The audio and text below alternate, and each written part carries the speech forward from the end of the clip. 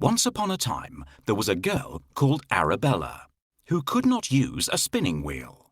Every time she tried, her thread would break or become knotted and tangled. This made her mother very angry. "You are such a useless girl," she would shout at her. "Why can't you spin beautiful flaxen thread like your cousins?" You see, her mother was ashamed of her, because in those days, all girls knew how to spin. Arabella would reply, "I hate spinning, Mother. My fingers are too small, and spinning hurts them so much. I cannot do it." Then she would throw herself down, sobbing and crying pitifully. One day, the Queen was passing by in her carriage, and she heard Arabella crying. She was so alarmed by the sobbing that she stopped the carriage, came into the house, and asked the mother why her daughter was in such distress. Too ashamed to say that her daughter was unable to spin, she answered, "Oh, your Majesty, my daughter loves to spin. She is only happy when she is spinning. But sadly, there is no more flax to spin, and I cannot afford to buy any." "There is nothing I like better than to hear the humming of a spinning wheel. Let me take your daughter with me to the palace. I have plenty of flax, and she can spin to her heart's delight." The mother had no choice but to let her daughter go. When they arrived at the castle, Arabella was shown 3 rooms piled from top to bottom with the finest flax. "Now, spin me this flax," ordered the Queen. "When you have spun it beautifully into thread, you shall marry the prince, my eldest son." Arabella had charmed the Queen with her gentle ways and delicate appearance. The Queen believed she would make a wonderful bride for Prince Leon. Poor Arabella was terrified. She could not have spun the flax had she sat there day and night for 100 years. When she was left alone, she wept and did nothing. "Good heavens, how will I ever spin all this flax?" People have known about flax since the olden days. They say if the yarn is left in damp air for a long time, it goes off. On the 3rd day, the Queen came, and when she saw that no flax had been spun, she was surprised. Arabella explained that she was so sad at having left her home that she had not been able to begin. This satisfied the Queen, but as she left, she said, "Now, you must start spinning for me tomorrow." Arabella was left alone and did not know what to do or where to turn for help. She began to cry. How could she escape this impossible task? She looked out of the window, and there she saw 3 strange women coming towards her.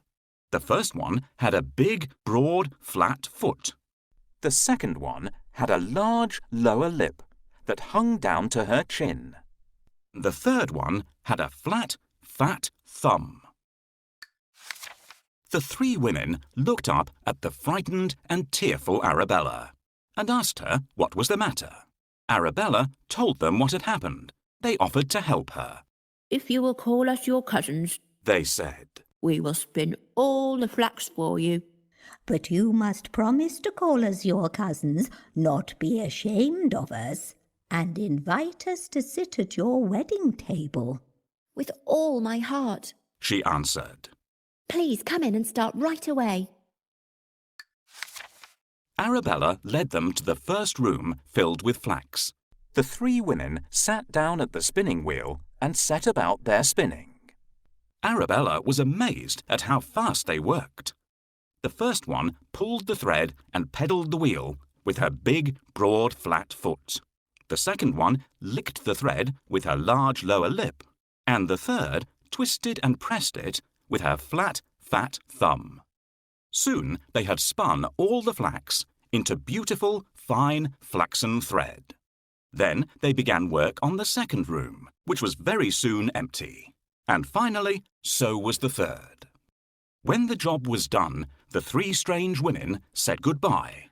"Now, Arabella," they said, "remember what you have promised us, and it will bring you good luck. Arabella thanked them from the bottom of her heart and said that she would never forget their kindness. I use the treadle night and day to spin the flax. It's the only way. My lip is thick, that's very true. It's because I spin. It's what I do. I twist the thread around my thumb. To spin all day is such great fun. Please, ladies, keep working.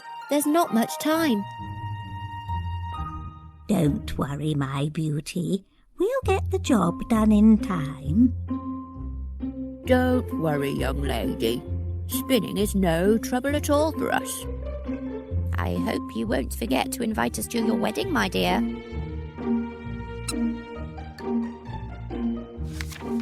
When the Queen arrived, Arabella showed her the beautifully spun flaxen thread.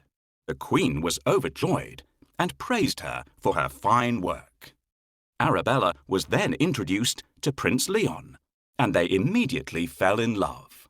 So, the royal wedding was announced. Did Arabella forget her promise? No, she did not. She asked if her 3 dear cousins could be invited to the wedding. Certainly, replied the Queen. Why ever would I say no? Arabella thanked her and sent out the invitations. On the day of the royal wedding, there was great excitement. The feast at the palace began, and when the 3 strange women entered, Arabella greeted them, saying, Welcome, dearest cousins. Please come and sit beside us at our table. The cousins joined the wedding party, but Prince Leon was shocked by their appearance and asked the first, Why have you such a big, broad, flat foot? From peddling a spinning wheel, she replied. Then he asked the second. Why have you such a large lower lip? From licking the thread, she answered. To the third he asked, Why have you such a flat, fat thumb? The third put her thumb in the air and exclaimed, From twisting and pressing the thread. Good heavens! Thought the prince. He then took hold of his bride's delicate hands and, looking into her sweet, gentle face, said, My lovely bride must never, ever again use a spinning wheel as long as she lives. Arabella glanced at her cousins and, realizing her good fortune, smiled to herself. I think her mother would have been proud of her, don't you? After all, spinning is not for everyone. Thank you for inviting us to your beautiful kingdom, dear Prince. What a lucky cousin we have. What a smart and handsome fiancé she has. I'm one of Arabella's cousins. What an honour to meet you. Goodness, look at the size of them. I've never seen anyone like them before. This is what working on a spinning wheel does to you. I know my foot has spread and become swollen. It's because of years of work on the spinning wheel.